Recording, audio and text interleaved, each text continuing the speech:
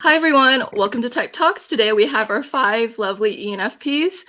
Nate, would you like to introduce yourself?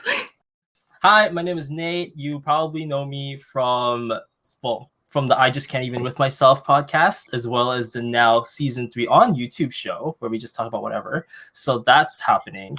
And I'm an ENFP. Nice to meet you guys. I'm nice at first. Oh my God. Later. Icebreaker challenge. Just throw it in there. Leave everyone on the edge. So real. Cool. And Heidi, would you like to give a few words about yourself? Sure. I'm Heidi. You might know me from I don't know why you guys came here, so you might know me from Twitter if you're a fan of Joyce's. I wrote the ENFP Survival Guide, which is where some people know me from. But yeah, I'm also an ENFP, hanging out in Canada right now, like Nate. Yeah. Hey, I hate Canadians. I hate them. I just feel like, I don't know if you guys relate, but I'm like, I can't condense it into 2 sentences. Yeah. That's why we add a little tidbit there. It's like use SE. For sure. Yeah. Yes. Definitely. Cool. And Heidi also has an ENFP Soul Boot Camp, and it's really awesome. I expect anything that Heidi makes is awesome. So that's also something that she has. And Joyce is the only non-ENFP signed up for it, which I personally think is going to be hilarious and a lot of fun. it's going to be a lot for Joyce. I'm intrigued with that. It's going to be like this for you, but you don't have to like rein everyone in. I have to do it, so at least there's that. It'll be check interesting. Check your pulse. Make sure we're all right. Yeah, what is reality? It's nothing. For any, reality is meant to be bypassed. We only have an hour, Nate. Don't go there. We'll get there. It'll work out. Awesome. And Aisha, would you like to tell us a bit about your beautiful soul? So I'm Aish. I learned about personality. I read Heidi's book in February of 2019. And I've just been kind of doing independent study because I'm a branch manager at a bank. I read like the worst possible careers through ENFP. I was like, oh, I'm on that one. Cool. Yeah. So I just love. And Joyce is the best. He's like, well, I would never all the best. I have an 11-year-old little girl, and she told me I'm not allowed to dab anymore. So it was like my. Look, for ENFPs, rules are meant to be broken. Okay, you can dab whenever you want. And Crystal, would you like to say a bit about yourself? Yeah. Hi, I'm Crystal. You guys might know me from some of Megan Lavota's videos. We have a podcast together called Synchronic Saturdays where we talk about the functions. I'm 4 on the Enneagram, and I'm a tarot reader and a spiritual consultant. So yeah, if you want anything woo, talk to me. Very, very cool. And Caitlin, would you like to tell us a bit about your and your ENFP-ness? Yeah. It's pretty big. ENFP-ness is pretty big. Yeah. Okay, so I'm an ENFP. And I first learned about it from my dad, who's an INFP. He brought the one of the books home when I was like 13, and I just have been obsessed with it since. And then a few years ago, I finally did the certification. So I'm an MBTI certified practitioner, and then also a Gallup certified strengths coach. So I work with StrengthsFinder, CliftonStrengths as well. That's fantastic. I'm also MBTI certified too, and my name is Joyce, and we're here with 5 ENFPs. It'll be interesting to see how this goes. First with 5 ENFPs. Confirmed ENFPs. We're not all secretly ENFJs who have typed as an ENFP because they are sometimes spontaneous. For real though. The snark that's out there about that. I'm like fake ENFPs, get out. By the way, energy. Very true. By the way, Aish, you have the most decorative background and just decoration everywhere ever. And I was wondering, so my first question for you guys is, what weird items and trinkets do you own? That's the first question. Oh my gosh. What do I have in here? Hold on. I went to a store yesterday and I got something important. I'll turn it on. For sure. Yeah. Wait, is that a like tree in the back? It's like It's an Easter egg tree. Is that the one? It's I think it. that's the This one. is it. Oh, dang. That's fascinating. I was looking for some mood lighting when you think of it. It's Oh, great. wait. There we go. Whoa. There we go. Your house is like a lights festival, Aisha. Yeah. I like Yeah, lights. so- Yeah. It's been a long quarantine, Joyce. It's this simulate like something happening. Oh man. Yeah, a lot Yeah. of lights just coming on, right? In life. So cool. Yeah. I love it. And so by trinkets, I mean like anything eccentric and unconventional that you own that like the average person wouldn't have. So for example, like Heidi Priebe and her black lipstick today. Okay. Oh, wow. Straight for the kill there. So I'm wearing this because I was filming a YouTube video about extroverted intuition right before this and how it like wears weird shit. So my answer to this question is related. I bought a wedding dress off Amazon this week for $50 because I wanted to film a skit about ENFPs where like about how when we fall in love, there's like half. Wait, only it's only $50. $50. What? Like, you guys need to have a budget for a wedding. Go to Amazon. We love a bargain. And it's actually pretty legit. And people in the comments were like, wow, I never thought I'd be able to afford a beautiful wedding day. And I like felt a little bad for buying it after I read all the comments. But it's pretty nice. So I own like a full wedding dress right now that's just sitting upstairs. the price is what gave it away. I was like, what?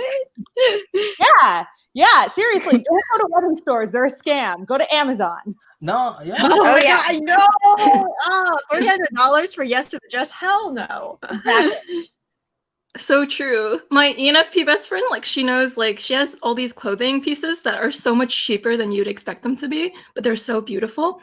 And on the converse, sometimes she buys things that are way too expensive too. So there are some like really bougie like clothing items she buys, and she once bought a stick that you could brush your teeth with because it was like cool. And it was like, and she has a cheese fondue machine, and she's also bought bald caps for some reason. Cheese fondue machine. You should get one. I have every kitchen appliance that has ever been made. You kind of should. They're a lot of fun. Oh, yeah. Yeah. Oh, I scanned everything up. Cool. Trinkets. Yeah. I mean, I have a pocket watch collection, but I kind of stopped on that. So I've just been more so hoarding on. What am I hoarding on? I found out as a young age that I was in danger of being a really bad hoarder. Like I would keep everything because everything had memories.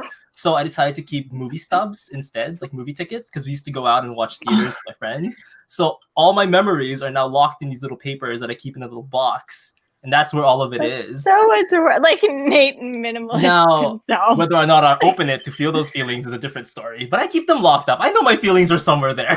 They're working it out. But yeah, that's about it. I kind of kept it a little bit small because I'm trying to get rid of a lot of things. I feel like I know what I have. I have my hand up. Okay. The Christmas tree wasn't it. I love that. That was just my random purchase last night. Nate was talking about being in danger of being a hoarder, and I was thinking, yeah, I kind of felt indirectly roast you. But I haven't hung these at my new place yet, but I have these shadow boxes. Then you can put little shit inside. That is so rad. Oh, that's not a bad thing, though. What's an example? Wait, what's an example of shit you put in there? Of teeny tiny things, like this man. Oh wow, yeah. Or you can find little stuff at like any store or any yard sale. Every old person has like a shoebox full of little stuff, and you're like, "Ma'am, can I have this Civil War pig that's out of a bullet?" And she's like, "Yeah, do you want that, hon?" I love that the explanation for that was like, I need this box, this useless box to keep all my other useless items. Exactly. I don't want to be in anyone's way. I'll hang it on the wall. Like, I'll just be on the wall. Perfect explanation. Yeah. Oh my gosh. When Nate was sharing about his box, it made me think about like how the objects that ENFPs keep, they're kind of like diaries if you figure out the reason why they keep them. So you get to this like personal part of them. My ENFP has like stuffed animals from her friend giving them to her, and she just doesn't have the heart to throw them out. So they're in her room. Oh, I have that too. I have. Do you guys remember the Beanie Babies when it was a big thing? That was thing. So my mom used to Did you collect a lot of you them. paired them all off? Oh, mine was like I used to play God with them, so they're living through their marital problems and their sibling rivalries. And I went through so many seasons with my little toys that I had to keep them. I couldn't throw them out. Not after there's some unfinished business. Like, there's like a liger there that's going through marital issues with his half cat. Like it needs to happen. Like they need to work it out, and I need to be there to watch that happen. So we're gonna keep them until there. Yeah. Yeah. Well, yeah. So for me, I was really obsessed with the show Sailor Moon when I was a kid. And like to this day, I have either shit from back then, like little just like trinkets or even the DVD collection. But also as a 25-year-old adult, I still like literally go on eBay, like not Etsy, but eBay to go and find like the original like 90s like figurines or like whatever I can get my hands on. I just say it's like my paraphernalia. I just like have like a freaking like little shelf of it. Yeah, I'm too embarrassed to like show it, but like basically, I have a feeling I think Megan sent me a picture. She's like, "What is this?" And she like showed pink everywhere, and I'm going, makes sense. Yeah, and like Card Captor Sakura, like my phone case is like literally from like 90s anime, and I'm just like, there is no shame, absolutely. So that's something of like mine. Like I actually don't keep that much stuff from like my past, except for like if it's like directly related to this show that like influenced me and like made me feel like I too can save the world, even though I have to go to school too or something. So yeah, like that's like my significant thing. I don't really have anything else that's super court. Okay, that's not true, but like anything else like stands out in terms of stuff I've kept. So yeah. I love that phone case. You're living it. Great job, Crystal. And so, Caitlin, do you have like your weird, like, I guess what I'm trying to say is like, it doesn't have to be an object, I guess, but what ways do you feel unconventional from other people is my question. I had my other answer prepped. So I was going to say about the trinket stuff. I actually feel like, I don't know, like my mom's an ISTJ. And so a few years ago, she came to my house and helped me clean out everything after reading The Life-Changing Magic of Tidying Up. And so, so I've done that like 3 or 4 more times since, because I've moved a couple times since then. And I don't own a lot anymore. I have like a couple of boxes of things in the garage that are things like movie stubs and notes and cards and stuff like that, or little things that I can't get rid of, because like you said, everything has meaning to us, that we do keep. But yeah, in ways that I'm unconventional, I don't even know how to begin to answer that, because a lot of the reason that I love Myers-Briggs is because it helped me realize that I wasn't a complete misfit, and that I was just one of 16 different types, and that it wasn't like everybody else and me being a weirdo over here. So I don't know, I'll have to think on that, to think of like the very specific ways, but all I know is that I've never felt like I quite know how to follow the script that maybe a lot of other people know how to follow a little bit better. Mm-hmm. How to be organized. Like, what would anyone do in this situation besides me? Yeah,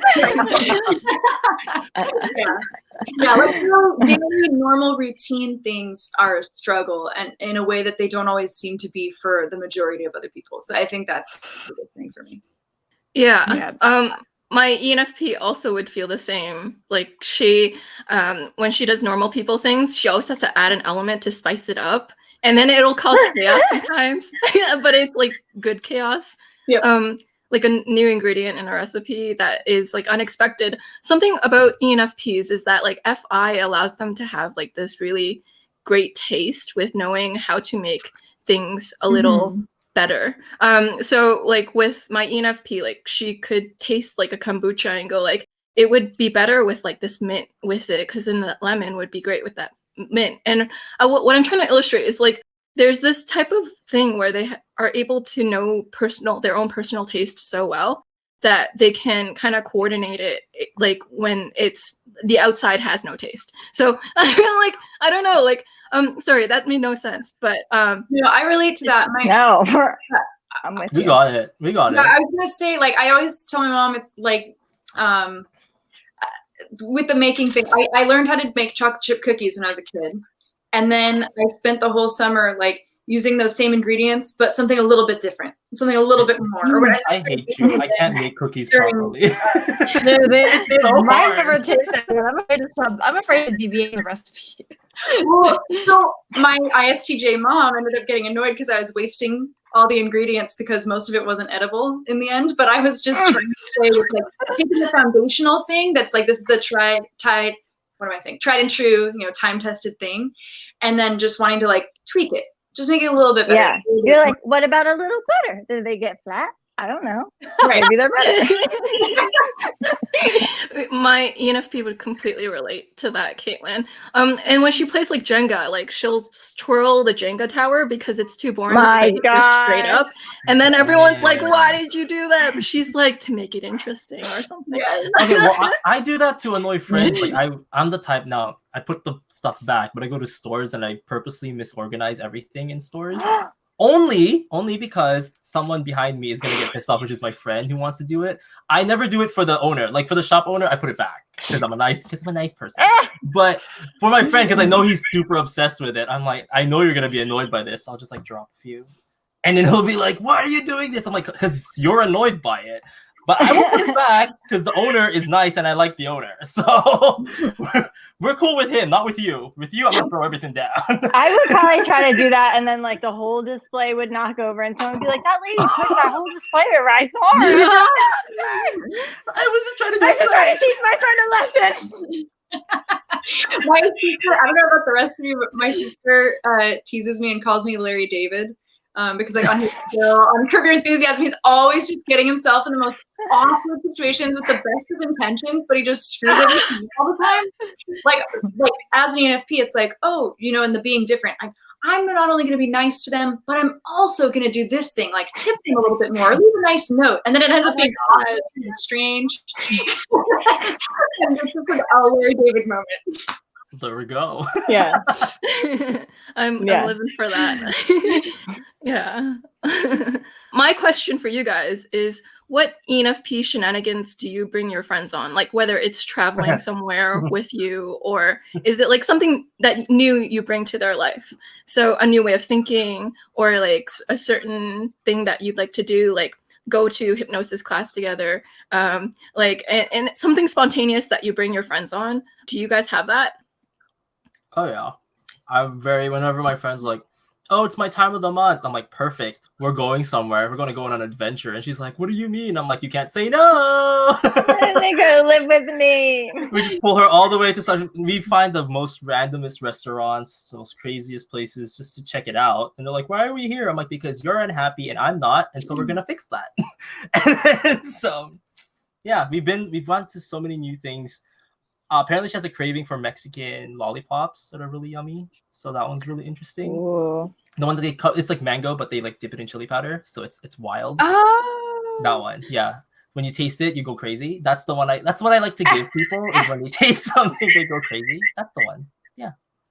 That works. Crazy stuff, absolutely. I would put through people. Like I'd be driving and be like, yeah, I'm bored. I'm gonna turn this and we're gonna go on a different route today. And then they're like, what? What do you mean? But this is what the GPS says. I don't really care about what that voice on the computer is saying. We should go this way instead. Was that a donkey? Yeah. Okay, here's a little quick thing. Sorry, I'll deviate a little bit. So the movie Grave Encounters, that horror found footage film, if you Google the latitude and the longitude that they have at the end of the movie, it's actually at a mental institution that's near where I live. So guess where we go at night when we're having fun. Yeah, we were followed once. But it was great. The guy couldn't really follow us properly because he was walking and we were driving. So you were good. Okay, so question, is the mental institution still operating, or is it a film set? Because it's operating, but there is an abandoned portion of it. Wait, it sounds like in Canada. Okay. What if you Now- to be a patient in there and they're like trying to heal, and then you're like, Wow, No, you like, guys okay. are really doing film tours over Well, it's a there. large. That's Okay, here's good. it's a large estate, so it's not just an institute. Like there's a lot of it on the land, Oh, but then there are okay. like homes. There are like little shacks that are literally plywooded up, and this is caution, do not enter. It's like, a lot no, of there's things. an estate there. Yeah, it's great. Like you drive through. By the way, I don't know what's up with it, but when you take a bus through it, there's always fog. I don't know what the deal is with that. We're always getting fog there. I feel like they're just waiting for it to make something crazy happen. But yeah, it was great. Dude, At the end of it all, it was great. Nate, when I visit you, I'm gonna totally force you to. We should. Not force you. You all should come with, and we should just take a I'm tour. gonna Yeah. force you to force me to go on this. Yeah. I'd love to go on with you to some weird Yes. place.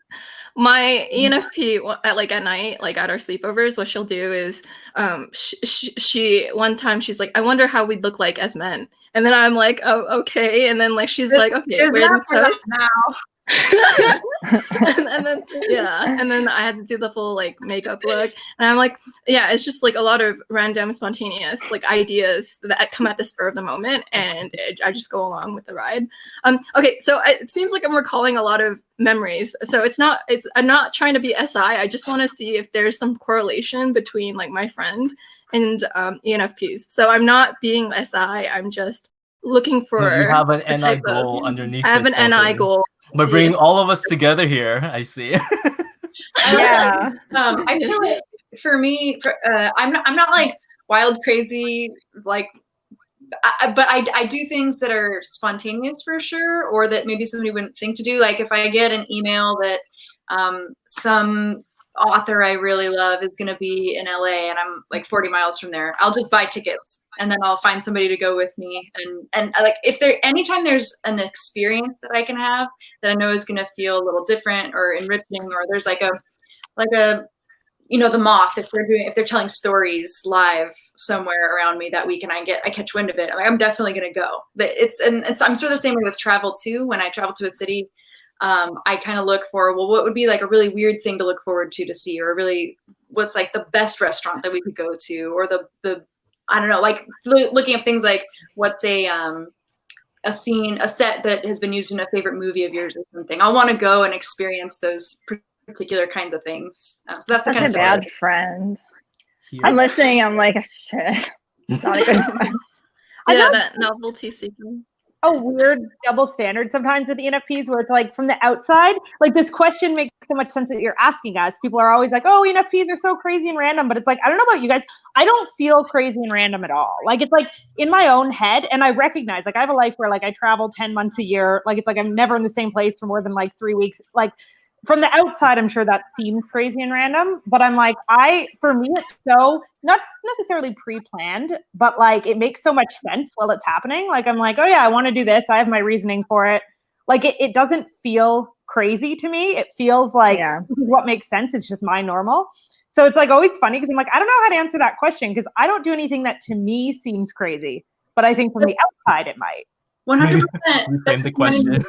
Wait. So Yeah. I want to respond to what Heidi said actually, because so it's interesting. Like I feel like what Joyce asked is actually kind of weirdly almost you'd have to like meta see how non-NE sees us in order for us to like answer that. So I'm like, okay, so then like what I'd have to do is I'd have to go into your head or everyone else's non-ENFP heads, analyze that question, and try and like You're like, somehow how would this make sense to how someone I else? do things.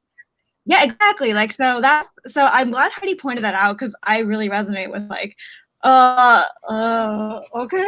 And like actually think about like this ESFP stereotype sometimes of like let's go and like do things, even though like Nate's not an ESFP, Nate's using NE to come up with something to make life wackier as opposed to going out and like doing spontaneous things. So yeah, I wanted to say that the way I interpreted the question was, well, okay, so first of all, I'm a type 4.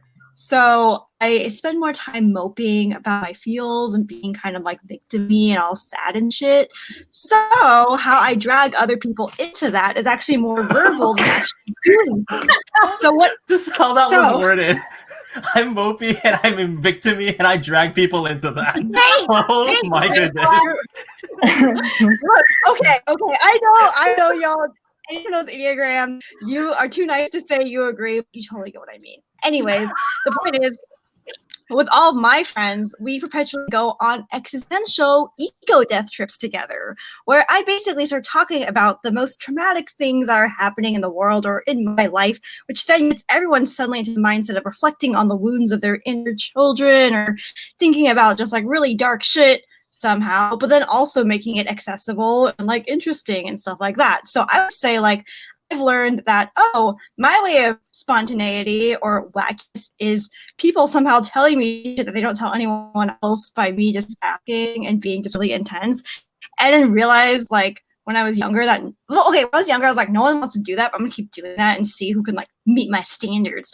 And now like recently in the last few years, everyone's all like, hey, wait, so I'm dealing with all this like pain about blah, blah, blah. And I know you're into astrology. Can you tell me what this means? And I'm just like, why are people suddenly like on the same like shit that I've always been on? It's weird. But like, yeah, I definitely can like resonate with like whenever like people are like, sometimes with you it's like way too intense, but it's also like something I really need to like actually think about like all of my experiences and all of the emotions I've connected to them. Like that's FI, that's SI, not that any of you know what functions. But yeah.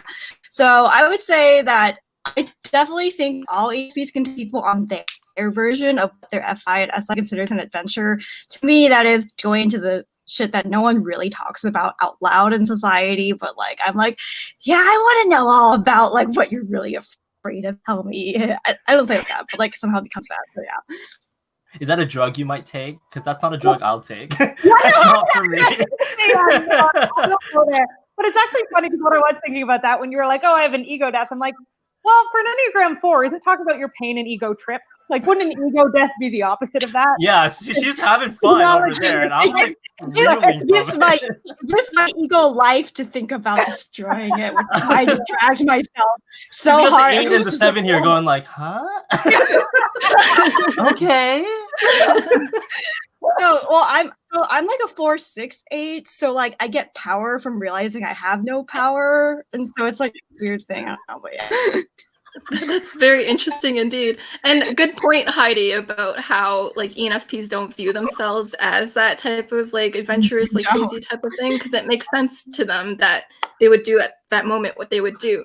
My ENFP probably sees herself as a homebody or a person like who stays at home and like is, but it's weird because like from a person who sees her, I would not consider her a homebody, but her own self-perception is that she's a homebody. Like I guess like from outside, I guess how I see ENFPs is like they're very, very intellectual, like incredibly philosophically deep, and they don't get enough credit for just how their ability to just think and come up with amazing, thoughtful, thought-provoking, life-changing ideas regularly. And that has been something that they really contribute. Keep talking forever. It's true. It's so underrated, but it's like a core quality of ENFPs. You listening? Yeah. I guess by like spontaneous is that sometimes NE comes up with these like wild ideas. Like my ENFP friend one day like just texted me about like, you know, it would be really cool if we had like a tiny home to like help homeless people. We could just buy a tiny home and then get all these homeless people and they live in it. And she was like really entertaining all the possibilities that go with it. At the end, like we normally don't do the things that she generates, but it's like it was fun for her to come up with it at that moment. And like I guess NE it likes to like think about doing the idea and what it would comprise of, but not actually do it sometimes. But it's like the thought of it is entertaining and it's stimulating to like just imagine it without the actual doing. You said it. Tiny home. I'm just imagining how are they all gonna fit then? That's exactly what I was wondering. I think when you're thinking of the normal size. Yeah. Is it the brand Tiny Home? Because I thought that was a brand. Isn't that like a company that like charity? It's like when you build those mobile Somebody help homes, me. she was gonna like build it for our friend who was in a rough situation. She's like, okay, I'm planning for one person. Yeah. Okay. Oh, Okay. building And, a like- house for your friends to live in. Absolutely. That's every ENFP's dream. Yeah, I'm down for that too. Like that makes sense now. Because I'm like tiny home. I'm like, but there's a lot.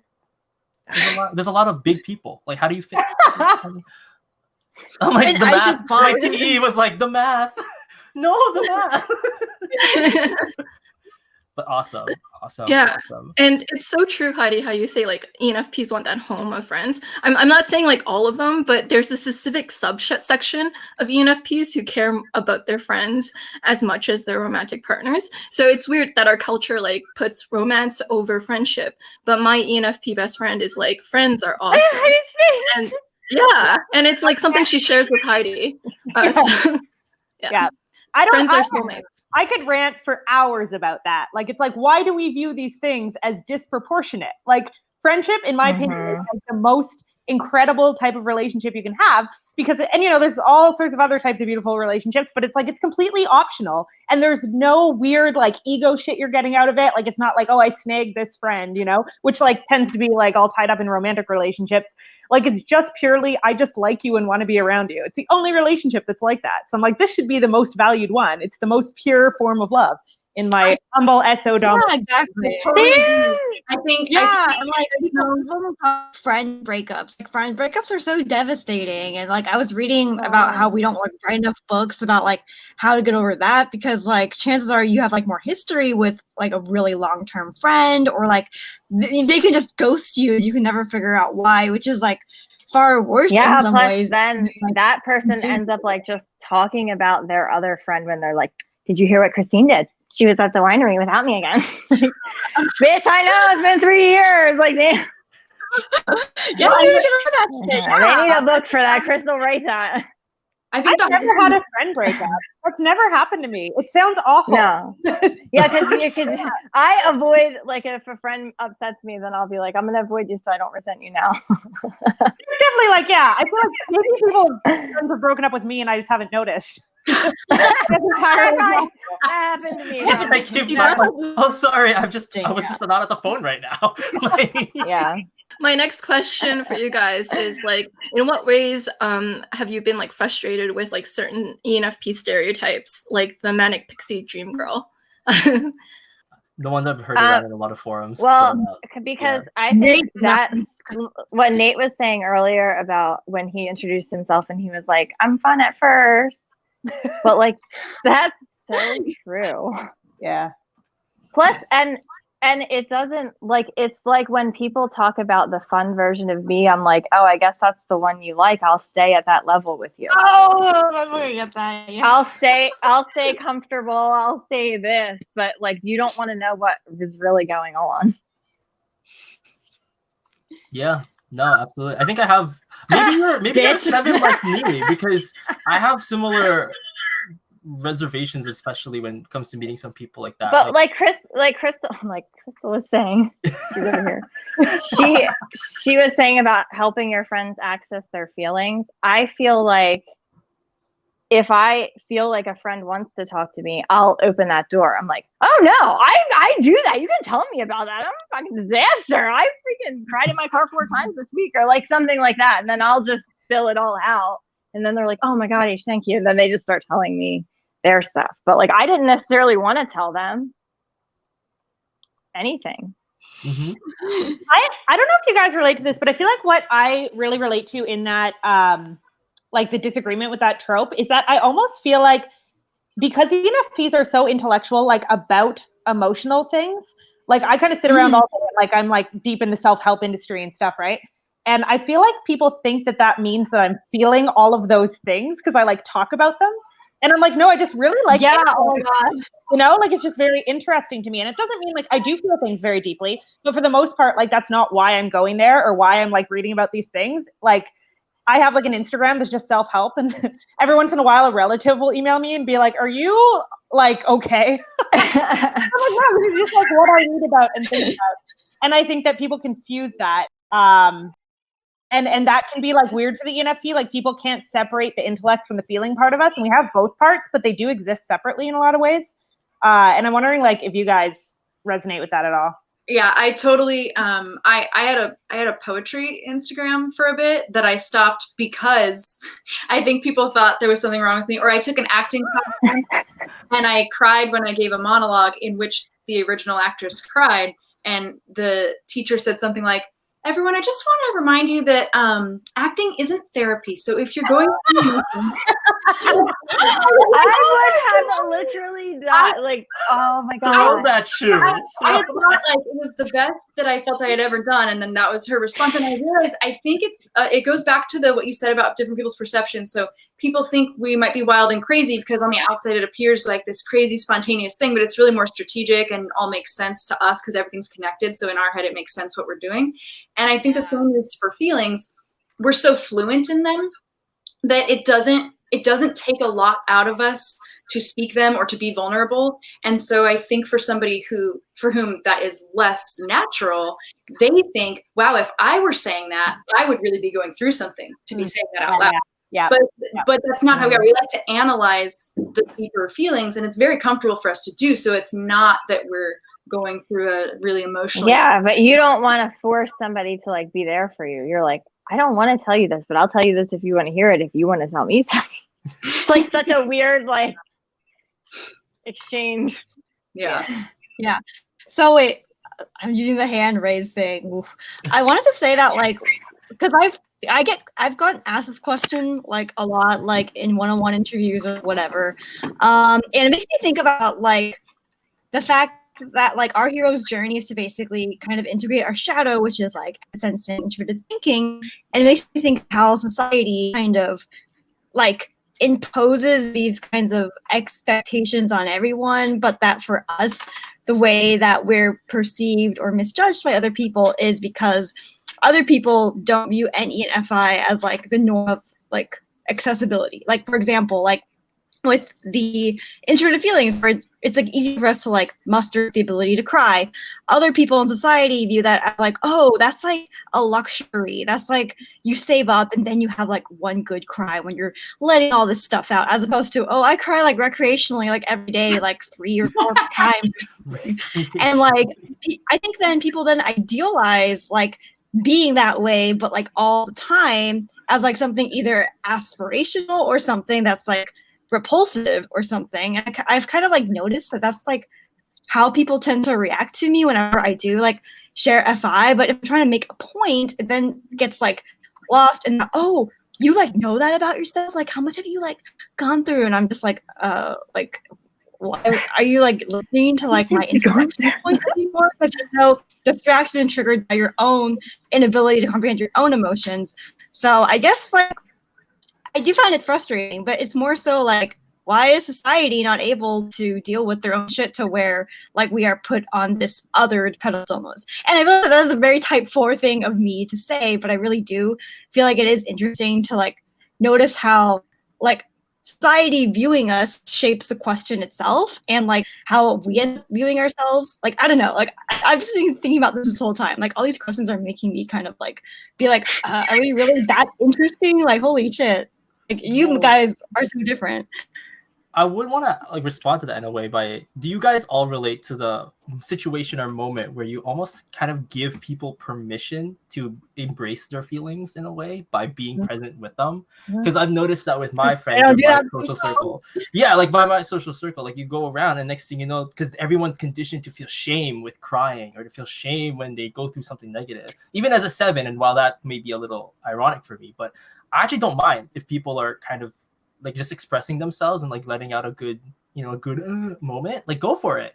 And I've noticed like that sometimes if I personally don't feel like that's accepted for myself, that I would feel like the shame of not wanting to express feelings. At least the least I could do is help another person not feel what I'm feeling. So they get to have the permission to cry. They have the permission to feel their full authentic self, let's say. And they could be themselves and they could just push themselves. Because it's like, what are you going to do? Freak us out? We're ENFPs. We're not going to freak out. Like some person like, and then all out. We're not dying. But then I think it's the value of the friendship is like being allowed to bounce back and not having somebody be like, was that real? Like you were just at level ground level. And now we're like giggling about this freaking guy that walks past and you're like, there's your boyfriend. Like I would do that though. That is something I would do. but like allowing that person being like, no, I know, like being like making them know that you're not letting that feeling pass by. Like you know that hurt them. you know, just knowing the level of wherever you need to be. It's like we know. Yeah, I decided a while back, I was taking a writing class, and they said that you should have some sort of tagline or something that you go by that is like the mission of your writing. And so for me, mine was just to make people feel more understood and less alone.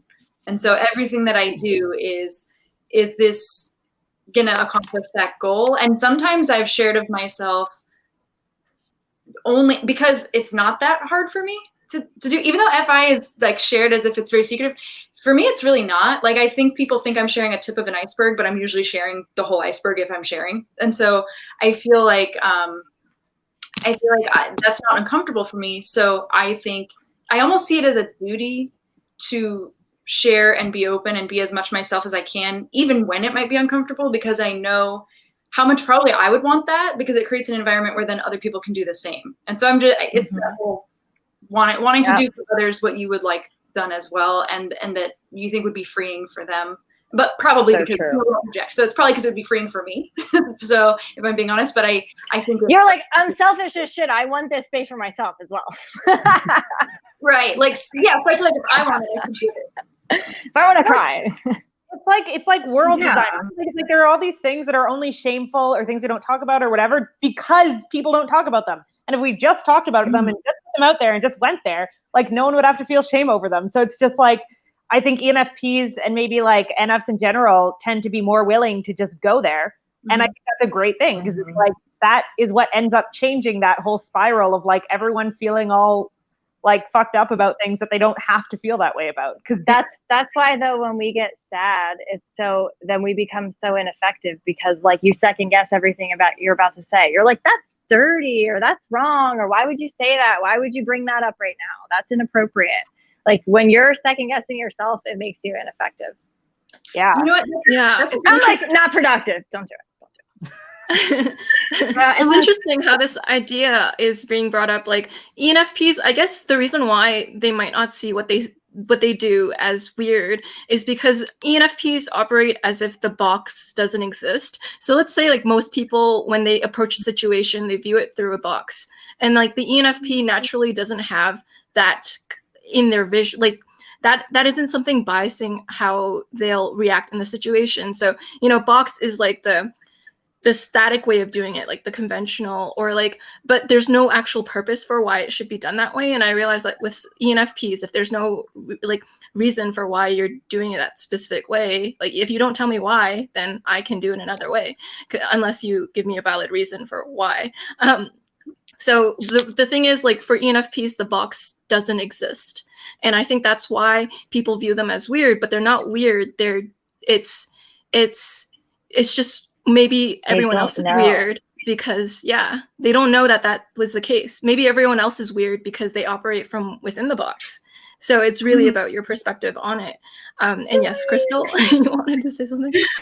Yeah, so something I like to bring up when I'm trying to like debunk anything like that someone's trying to stereotype an ENFP as is I actually talk about like, you know, like with like FE DOMs, like people who are like EFJs, they have that stereotype of like trying to like feel everyone's emotions and try to like manage the group like dynamic. And it makes me think about how when you lead with extroverted intuition, your intuition is always trying to extend and like transcend your own like self, and you're always trying to reach into everyone else's perspective and everyone else's like brain and stuff. And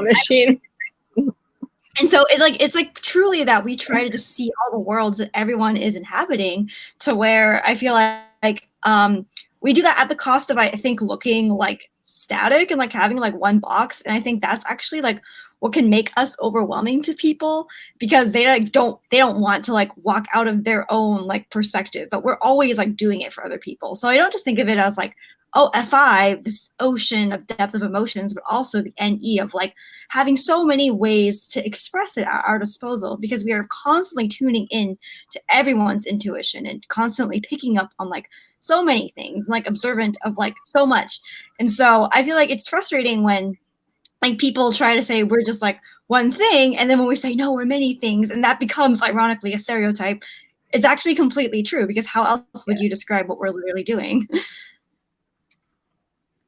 Yeah, it's you guys are way more like multi-dimensional than like what people always put you as.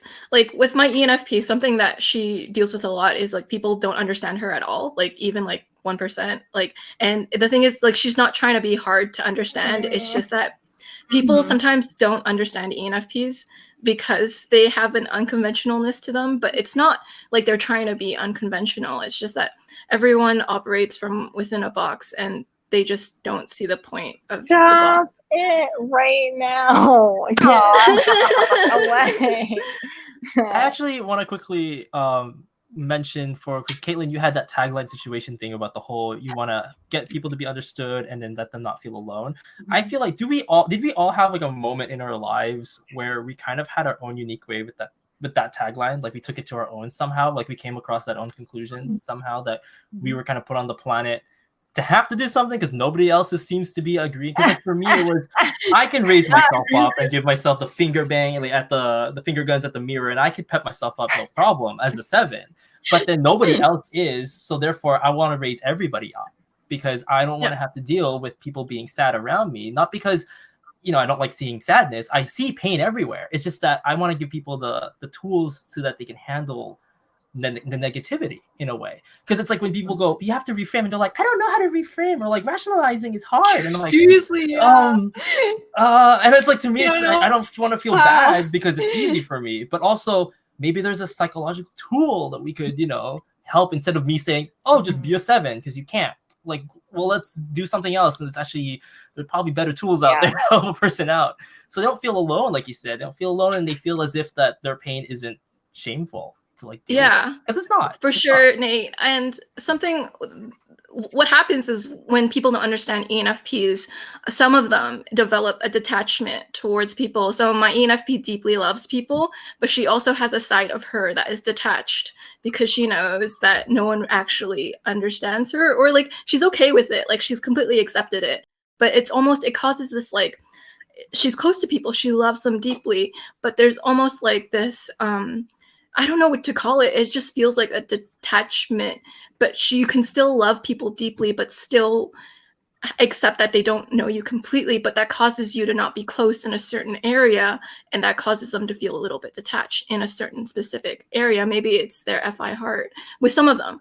And that's why there's this concept of the FI NE heart that I have like a video on, and it's basically like ENFPs, they reserve a certain part of their heart for those that actually understand them, or like that.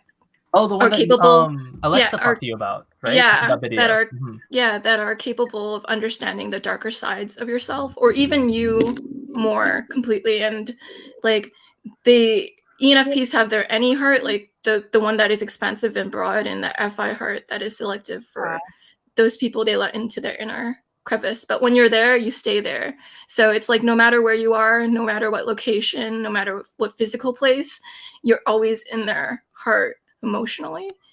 For me, I have so often seen my role in life as and I don't mean this to sound like real egotistical or something, because that's not where this is coming from. Just genuinely, I've always felt like that role of how to make other people feel comfortable and loved and worthy and valued, and so when I come across somebody who plays that role for me, it's really hard to even believe at first. And then also really hard to accept that maybe I'm not going to be that person for them, but they're that for me. It's like this flipping something on its head that I'm used to. So I think it's really, really powerful when we come across those people who do that, like hold the mirror up to us. Mm-hmm. That's why I don't look in the mirror.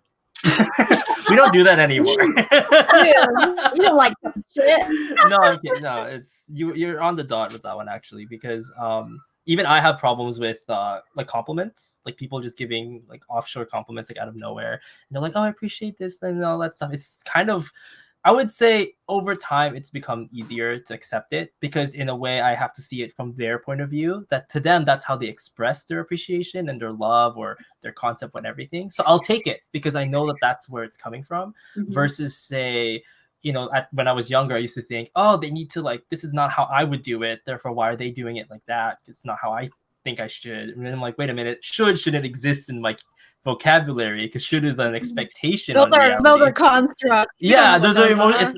As a those aren't frustration real. type with my projection of idealism, right? I'm like, that's not correct, because as much as that's cute, I have to acknowledge that the other person in, that I'm talking to has this whole world for them as well. Like respecting another person's FI. Like this is their, right, their identity, and they're showing it to me. I gotta respect that for what it is and take it for what it is. And I feel like once we hit that point as ENFPs, we're like, oh, now we can we're not alone anymore, because we get to see everybody's FI as their own unique self, and we're like, okay, I can hold hands now. Like we can work this out. Like you can, it's not weird anymore. That teenager time of me is no longer there. So, but yeah. So I find it kind of like a weird. Oh shit! She got off. Sorry, I gotta hop off. But it was great meeting you all, and I will hopefully see y'all on the internet. Thank you again for hosting this, Joyce. Thanks for coming, Crystal. And if you guys want to check Crystal out, she is in the links below. She does tarot card readings, and she's an excellent friend. So highly, highly recommend her. And let's just continue on with the. I love you too. Yeah. And then there were 5. And then there were 5. It's a survival game, apparently. We'll all lose. Nobody has any S here. Yeah. I'm like, oh. It's like, how long has it been? Like, none of us are checking the time, I don't think. Are we? It's been 52 minutes. There's a little ticker up. Yeah, there is a thing right at the top. 53? Oh, wow. It's right there. I see it now. Yeah. SI. Wow. Living for it.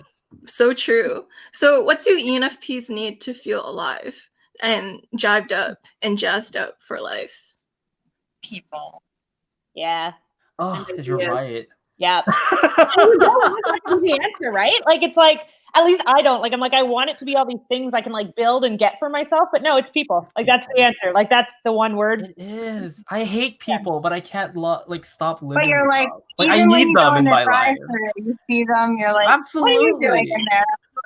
Okay, here's the funny thing. I market myself as a person who's a misanthropist who hates people, but the truth is, you're an NF. You have no choice. You're surrounded by people, and I can't help. I am talking to folks all day, every day, online, offline. You have to. It helps. I take people for myself sometimes. I'm like, no people. Yeah, but we still people. NF life. That's not a good thing, though. Yes, you should insert yourself into an environment. I feel like when you get stuck, it's better to someone probably needs you at that point. Mm-hmm. Yeah. What type of people make you feel alive? What is the traits that these people contain? That's a good question. I think it's when people, at least for me, I interact with people all the time at the bank, just all kinds of people. And it's like when they realize that I'm actually listening to what they're saying. And then they plug in and they talk to you for real. And then you're like, what are you doing with your free time? What do you think about what's going on? And people are like, are you in there for real? Yeah, I think that to me, you never know what you're gonna get. It could be anyone. Could be I think that's a very old question. Amishman or a forward. Who knows? Absolutely. I think for me, it's kind of like what you just said. It's like it doesn't even matter what type of person. If I think the best moments I have in life are when it feels like the mask has come off when you're talking to somebody. It's just like a real human moment where you have a real human connection, even if you don't agree about what you're talking about or anything. But when you just touch on the things that make you just human at your core, I think that is where I find joy and connection. I love the feeling too of having shared experiences with people. It's I live mostly nomadically and I travel with a community of other people. So I'm usually around 20 to 30 people all the time. And I love it. It's I love the experience of having the same experiences as another group of people and being able to debrief about them and get excited about things together. And to me, and again, SO-DOM, so take that with a grain of salt, but it's having a community is just the only thing that makes life 100% truly worth living. It's everything to me. No, I can definitely agree with that. Even as not an SO Dom, like I wouldn't be where I am without my friends, like without my close circle of friends, like a support group. Like it's so we talk about it all the time. Like we tell people you need to have find your people, find your tribe, because it does wonders when you actually find people who like take you for you. It does wonders to help you out because you're like, at least you know that you're accepted somewhere. Somebody loves you somewhere unconditionally. It changes your perspective. Like it just makes you so much more stronger. I don't know if that makes sense. Like you can face things knowing that there's somebody there you could call up in tears and be like, something happened to me. But they're like, you we can got hear you. so many more voices arguing with you too. That's so true. Many, like, people my friends like to roast me a lot, but I remember that. Actually, it's funny because I do want to notice an observation we just did, like when the question of what type of people, and we made it all about the FI of it, which I thought was really cool because I had a moment when I visited Montreal for the first time, and the entire thing, we went to the Biodome, I tried cheese, all the delicious things. We even went to like a hookah lounge. We didn't even know it was. But then the biggest highlight for me was the taxi ride back to the airport.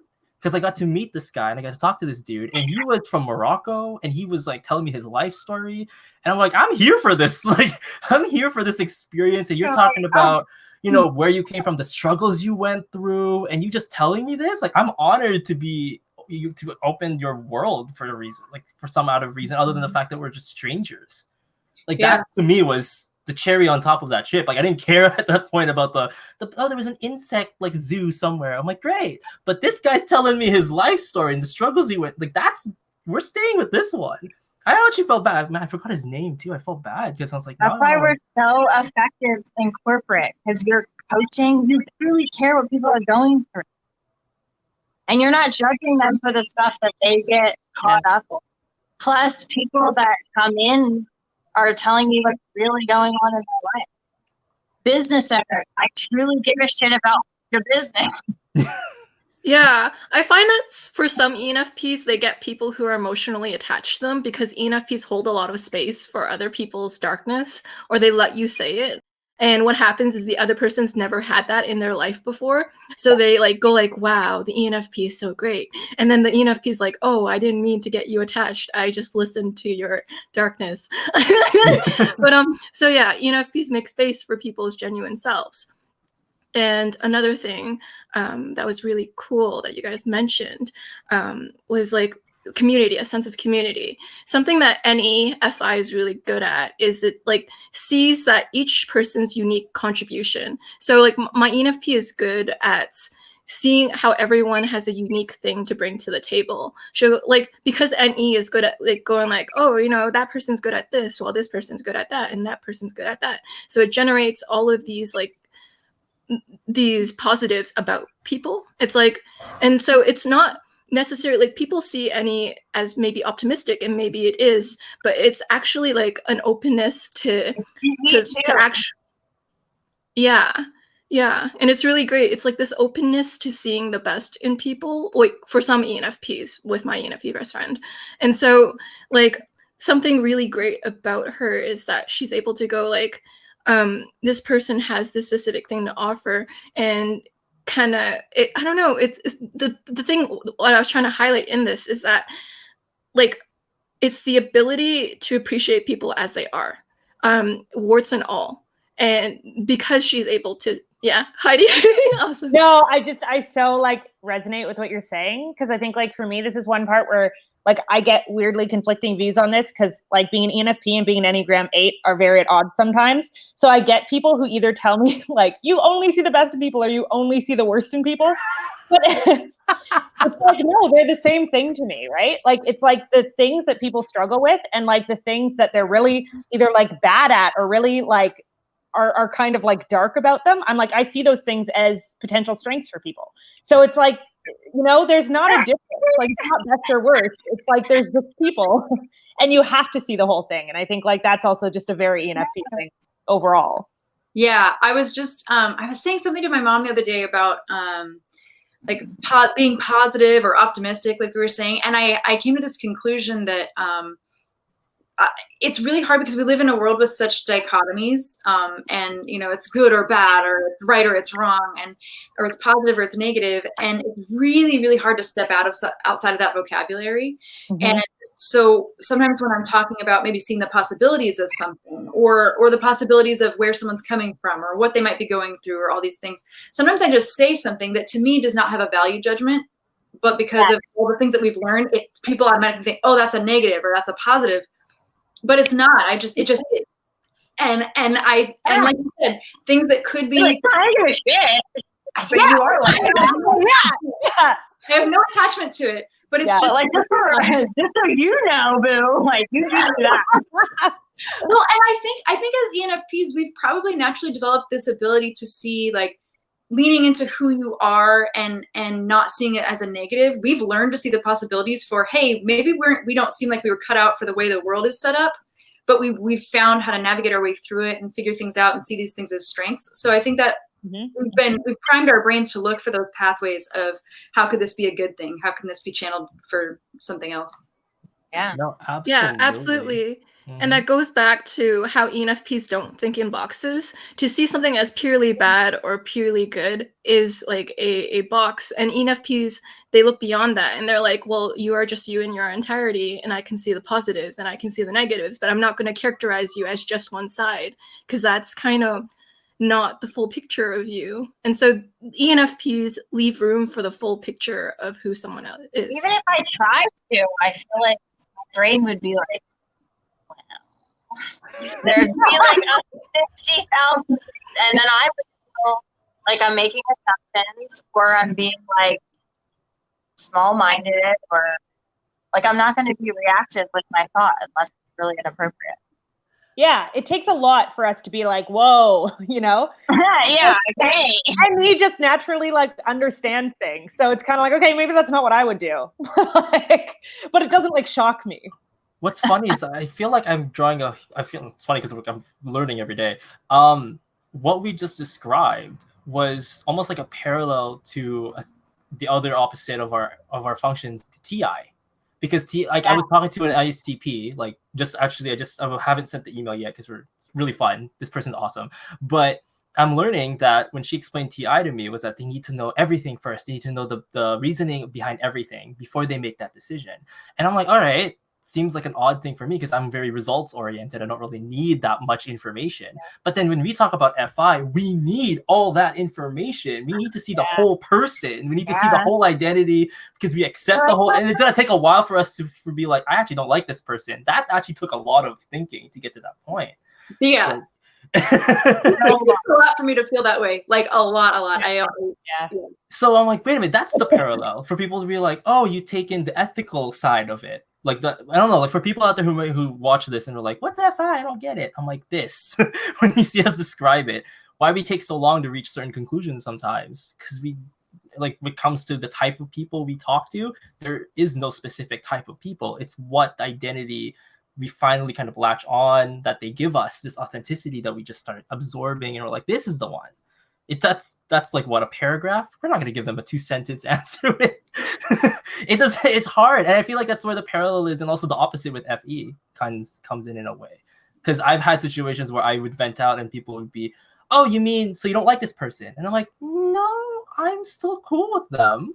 I'm okay with this person. I just lining out the TE reasons of why it's inefficient, like what they were doing, and why I think we could have done something better. But just because I made a to-do list about it doesn't mean I don't like them. It just means that there is a list about them. Like it's just a list. Like that's all it is. It's just no emotional to it. It's a list. Observations. That's it.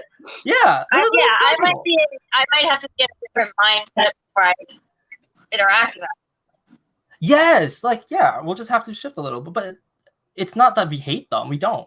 And you're so right about using TE with it, because it's like, it's not so much like, oh, I have this feeling or don't have this feeling all the time. It's just like, does it make sense for me to spend a lot of time around this person based on like, do we have the same interests right now? Like, but that's an ongoing thing. So it's like recently I kind of reconnected with a friend who like years ago, I was like, I don't really like this person that much. Like, it's just like, it didn't seem like we had that much in common. But then like over the years, we kind of like veered towards learning the same things and being interested in the same things. So it's like now when we talk, we're like, we have so much to talk about. But it was never really a value judgment of like they're a bad or good person or whatever. It was just like, oh, do we have things to connect on or not? And that's like 99% of how I determine, do I want to spend time around someone, is like, how much opportunity to connect is there? And sometimes that's just like a TE thing. I like how you worded that, because I usually just say, "Oh, our values are aligned today." So let's. I say that because also people are like, "The stars are aligned today." I just say our values are aligned today. I feel like I'll only do that. I'll only have that like pattern of thinking because I'll feel like that's like playing favorites or something. But like in my relationships, I'm like, I can't even reach out to who I want to reach out to unless I'm trying to be like effective with something. I'm like, okay, I need to pre-plan this. And I'm really good at that when I talk to Kelly. So I'm going to call Kelly and talk to her for 20 minutes. And then I'm going to get all my work done. But like, it'll be a Hail Mary for me. Like, I don't want to use it. Even though she probably welcome that call. Like, but it's not even about like, I want to maybe clarify that was like a misconception between what either Nate or I were saying. Like, it's not about using them to get things done. Like, getting things done can be like, I want to get like a really deep conversation done, you know? Like, it's like TE in the way of like what. Yeah, whatever it is I need to accomplish. But that's not how you like, yeah. It's like, oh, I'm feeling down today. Even like, who's like a very empathetic friend who I know likes to have these kind of conversations. Like, yeah. You're like, where's Kate? She's over here. Yeah. It's no colder than it is, but like it's inside. Yeah, and that goes a bit into like the ENFP detachment that I talked about earlier too. There's like the side that's a little like detached in the form of like Heidi, you mentioned like, oh, well this like, is there an interesting philosophical conversation to be had here or something? Like sometimes ENFPs like I don't know where I was going with this. I don't know how to describe it. It feels kind of esoteric in my mind. I was going somewhere with it, but it's kind of how like, it is. Yeah. Like welcome to NE. You're like, I see something out there. I should probably address that. Yeah. I'll get to it. Pursuing the curiosity. Something my ENFP friend does is at like 5 a.m. in the morning sometimes, like she'll research some really niche topic that no one really knows anything about. Like she was researching camping and like the different types of fungus and how to survive in apocalypse or something. Like it's just random stuff. Like when NE is energized, it researches, it goes into this rabbit hole that it'll then become an expert at that rabbit hole. And it will like, yeah, that's so. What are your experiences with rabbit holes, guys? Oh my god! Does addiction count? Just addicted to it. Like it's a hobby, if that's what you mean. I feel like a good example of this is like this year I got a running injury. So like I just became a personal trainer. Like I got certified as one because like I just was like, it costs less money to do this and learn all the information myself than to hire someone to like work with me. And it's so fun to just like learn all the things, right? I'm never going to use it. No one's ever going to hire me to be their personal trainer. But it's like you just get into something and it's like you want to know everything. And it's like beyond a Wait, that's actually smart. So it's cheaper to just learn it than to have somebody. Because I've always wondered with the price of a personal trainer. I was like, I don't know if I can afford you. Can't fit you in my schedule right now. From like 300 to 800, like the highest certification is like $1,000, and like the lowest one that's still pretty good is like $200 versus hiring one is like $200 an hour. Like it's insane. But you have to read a lot of things. So there's that. No, but then you have you're going to anyway. Yeah, exactly. But you have the database anyway. So like, yeah, I love it. Okay. Even if you had a girl, we are right trainer, you'd there. still be like I like fact-checking this. his shit. Be like, is this a good calf exercise? I feel like for me it's similar. I think one of the things I mean the fact that we're all here because we love typology. I think that's one world that we've all dived into, and I think that for me, then I also added the Strengths Finder stuff. Because with each thing that I learn, where I learn a system, I feel like I'm becoming fluent in multiple languages so that I can have new perspectives. And I also love languages for the same reason, to understand where other people are coming from. Mm-hmm. And this is all making me think something you just said, Heidi, made me think of that I used to, when people, like when people talk about, oh, what do you think is there life after death, or what happens when you die? My like dream scenario, which I think also goes back to our obsession with people, is that like upon death, I would, in a moment, have an understanding of what it would have been like to have lived as every person who's ever been on the earth. Like that, the idea that I could fully understand and embody that would be like heaven to me. And I think that goes like, I think that just speaks to ENFP nature of You're understanding. like, Jumanji. You know, it's funny you mentioned that learning different languages, because at this point, are we even surprised by anything anymore? Because people, like, a person could just show off their full darkness to us and we'll be like, okay, like that seems to fit, you know. I touched on a person 5 years ago with what were you saying, so it's not too bad. Like, we're just always absorbing experiences that other people's stories into our minds, that when other people tell us things, we're just like, oh. Do you guys find that you guys come off calm in those situations? Like, because as intuitive dominance, intuition isn't scary to us, so we're actually in a realm of people like, oh, you're chill about this, and you're like, yes. We're fine. We're actually more so excited and even more enthusiastic to absorb whatever you have to tell us, rather than, I don't know, because like I have some folks who would be like, oh, let's bury that for a second, I got something to do, because they're not at any dom. And they gotta prioritize something else. But for us, we're like, nope, we're here for it. That's such an interesting like commentary on the human condition, I feel like, though, because it's like, I actually think what happens is we're just disproportionately in those situations where people are revealing things to us. But it's like, I think most of what people are ashamed about in general, regardless of type, like, isn't that bad to other people. Like, they're not disgusted by it. They're not like, oh my God, I can't believe that I heard you say that, whatever. Some people are just uncomfortable receiving it because they don't know how to respond appropriately. Like, I think more often it's like, I don't know how to make you feel comfortable post revealing that. But I think like, it's just a thing where like everything that we think is so shameful really isn't as shameful as we think it is. Like, no one is ever going to be more shocked by it than we are against ourselves. So it's like, I just think like we're in the position more, but it doesn't mean that it's different, you know? I totally agree. I think that also there's a certain level of like going back to, as ENFPs, feeling like we might not always fit the mold or fit inside the box. I think we've had to work through, probably just naturally, like have to work through some of our own shame about that. And I think the more that you work on your own shame and accepting things about yourself, the more you don't have a reaction to other people sharing shameful things, because you've already worked through that stuff. Not that, I mean, I've not like arrived at something, but I've just found that the more that I work on that, the more I want to do it for other people. No, I agree. That actually makes a lot of sense, because no, absolutely. Anyways, you go ahead, Joyce. Go ahead. Yeah, most of the problem. We're at 1 hour 13 minutes. Most of the like shame comes from like it being in the darkness, because then when it's in the darkness, you can't tell if it's bad or not, because you don't know if anyone else deals with it. So the sheer secrecy of shame fuels the shame, because you will never get the feedback that it's okay to have that, because you've already judged yourself for having it, so you hide it. 100%. I think, I was going to say earlier that reminded me when I think Heidi, you were saying something about that as well, that so like I struggle with anxiety, which is something that it's like all the mental health issues. I think the more we talk about them, the more they're normalized. But it's still scary to be the first one to say something in a friend group or online or something. But I noticed that when coronavirus became a thing and everybody was experiencing anxiety, I had some friends reach out who know I'm anxious and said, or that I suffer from anxiety, and they asked me like, how are you doing? I said, weirdly, I'm really calm, because I think a lot of what adds to my anxiety in life is feeling like I'm one of the only people experiencing it, and it feels very lonely and it feels embarrassing to share. But suddenly everyone was on the same level of all having this anxiety, and we could all openly share about it, and then I didn't feel ashamed to talk about it.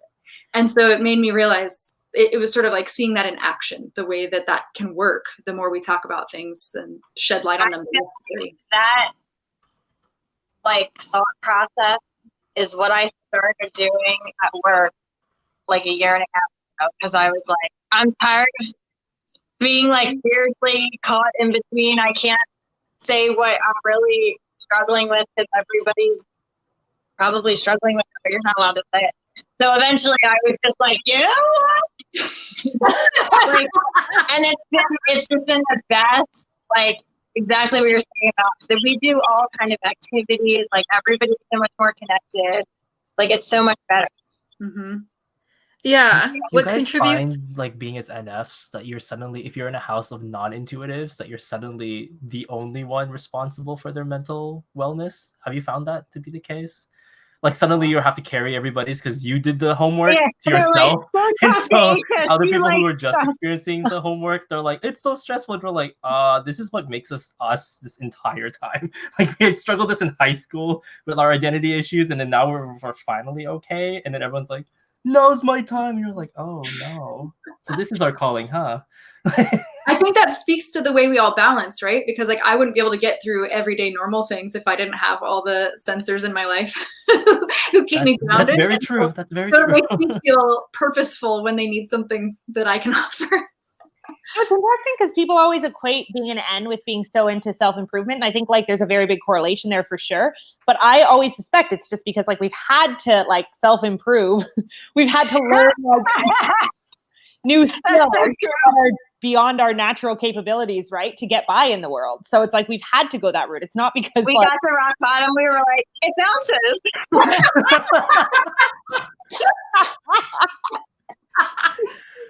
And there It's you fine. go. I love you.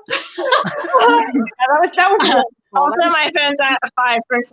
So I think that takes the bait as like the biggest ENFP quote of the century. Yes. Rock bottom and realize it bounces. I'm gonna incorporate that into like everything I do now. You're getting full credit.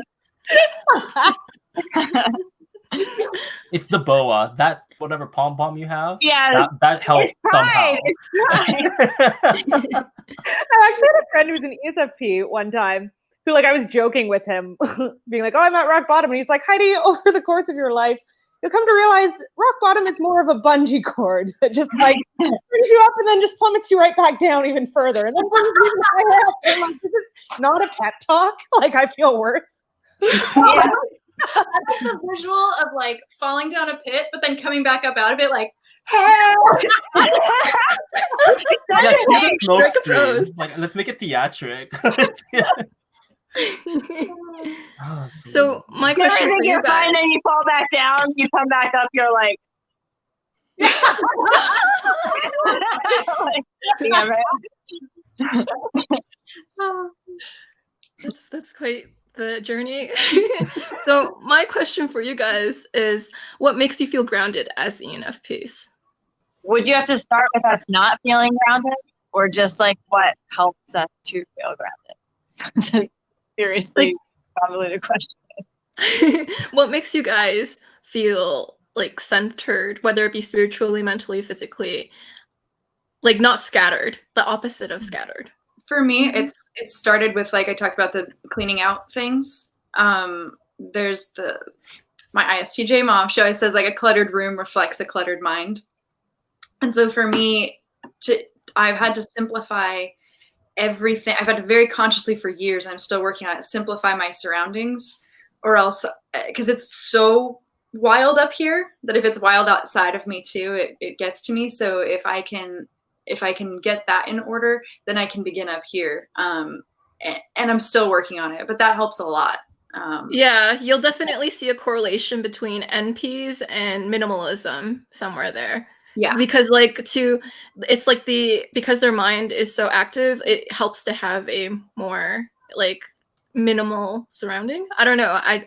No, I'm glad you mentioned that, Caitlin, because I've had a similar thing to myself. Like my parents aren't really that good with the cleaning necessarily, but I always found that open spaces helps so much for some reason. Like when it's an empty space in the real world, I could fill it with even if it's not literal things I'm putting in there, it's the ideas I'm putting into the room that matters more to me. Okay. I've never heard anyone say that out loud, but that is 100% a thing for me. Like literally last night, I was having like a very like serious conversation with my partner, and I was like, I have to go in a bigger room to have this conversation because my thoughts were being like blocked by the walls.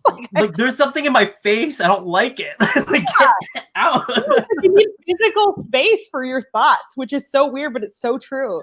I always like, do you guys imagine like your comfort place if you could visualize it to compare it to almost like a meadow, like an open meadow? That's just, you could see a river somewhere far away, the forest clearing type of thing. Because that's kind of how I like to think about it. Like it just needs to be clear. I think I can like get to center if I feel like everything looks like it's right. Like I think Kate would relate to that. Like I can have all kind of stuff on my desk, but as long as it's back in the same spot that's supposed to go, or like yeah, as long as it looks the same and I'm not like, what the hell's going on in here? I'm not distracted by the empty shower cup or whatever. Like, I don't want to be thrown off mental track when I'm on it.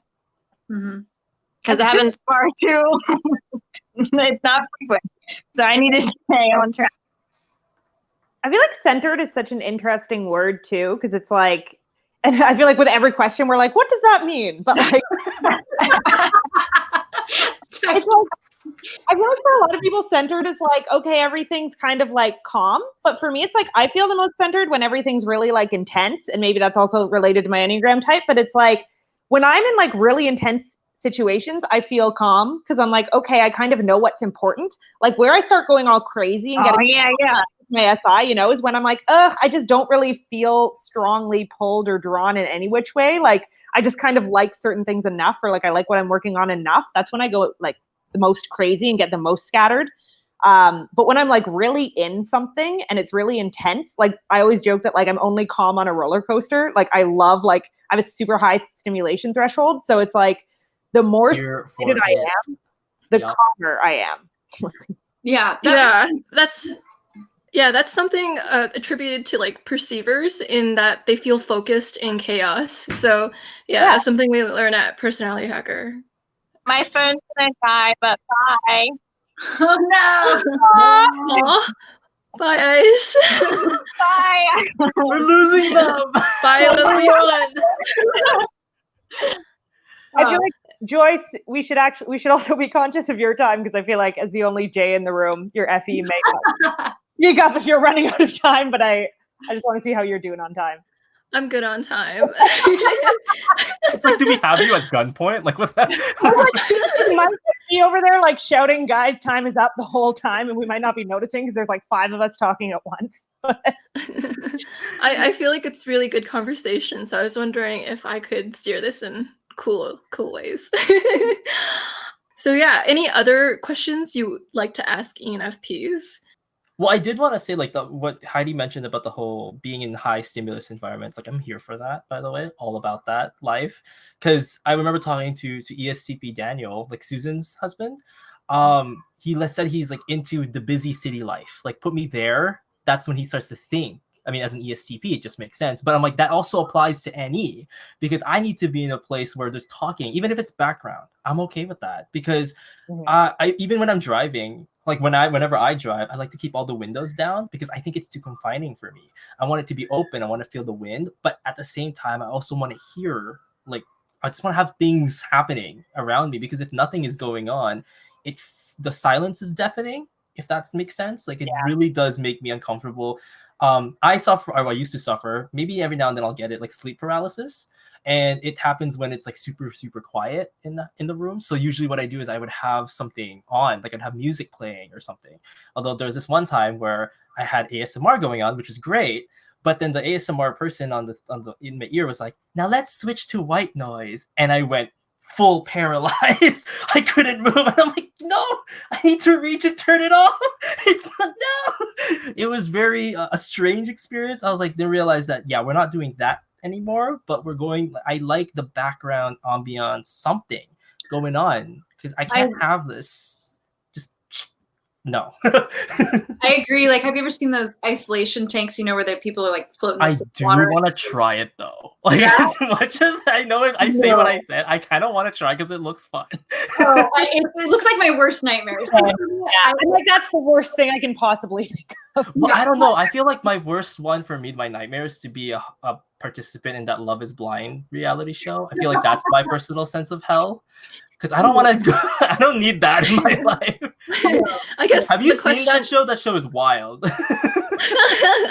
Very wild. So my question for you guys is, what is your personal hell? What is the most confining circumstance you could imagine for yourself? I mean, that show itself was definitely, I found out about it. I was like, that is my personal hell. You are expected for 2 weeks to get to know somebody in a span of 10 people, right? In a Rolodex of speed dates. And you're supposed to get married to them. The end. Nate is traumatized by this. To get married to them at the end, and it gets me this. Like, it's great, but the thing is what doesn't make sense to me is that's not enough time. Well, maybe sometimes it is enough time, but it's a speed date. What if I didn't drive it? Anyways, there was one character in the entire show. He didn't make it because he matched, but they didn't go through. But his persona throughout the entire time, he kind of gave up speed dating. He started coaching the other guys on how to deal with their feelings as they talk, after they have conversation, before they talk to their blind dates. And I'm laughing because I see myself as that person so much, where I'm like, so Hannah did what to you? What did she say? Okay, so this is what you're gonna do now. So what are you feeling? Are you gonna decide upon these? Like, I end up coaching them. I don't even care about who I'm meeting at that point. We're just gonna have to let's direct and help them find their happiness, because I don't want to deal with this, like whatever this is. So that would be a personal hell for me. Getting married in 2 weeks? No way. It's like, nope. I mean, I'm here for, like, as an SP7, I'm here for the loyalty and the commitment, but it's just like there needs to be a planned process. Like, I need to strategize this. None of this, oh, let's go on a TV show and potentially find one. I'm like, nope. We're not doing that. I think I would not like that either. I would not like that. But we're going on Love is Blind. Yeah. I like watching them and making fun of it, and I enjoy it for that. But yeah. No. But I think for me, the first thing that pops into my head, it's probably pretty stereotypical ENFP, but there was a place that I thought would be really cool to work because I liked a product that they had. But when I went to the company for a meeting for something, they were all wearing suits and heels and all kinds of stuff. And it did not seem like, I expected them to be kind of like fun and cool and quirky. And it was the exact opposite. And it felt kind of sterile. And I just thought, nope. Because I think growing up in the home that I did, I'm grateful for this. I learned how to operate in a world that is more geared toward like an STJ kind of way of operating. So I think that sometimes I can present that way, but it's not how I feel inside. So I might like end up finding myself working somewhere like that because I somehow sneak through the door, but then I would get there and be miserable. Well, Heidi, our last conversation with Susan, you called it blending. Like, we have a thing, intuitive like blending. blending, like we do it. I think it's a personality hacker's term for Is it? Yeah. Okay. Hiding in plain sight. Yeah. No, Intuitive it's blending. so real though. I feel the same way because it's like I was raised with SJs, and it's like you learn to like speak the language, so it's like you get very fluent in it, but then it's like there's confines on how much you can actually express yourself in those environments. Or maybe there's not, right? Some people are better at it and just being like, oh, I'm just going to be me anyways. But it's like, I feel like when you grow up in that environment, your natural desire is to adapt because that was kind of like a survival strategy. Like, that sounds very dramatic, but you know. It is, but it's true. It's true.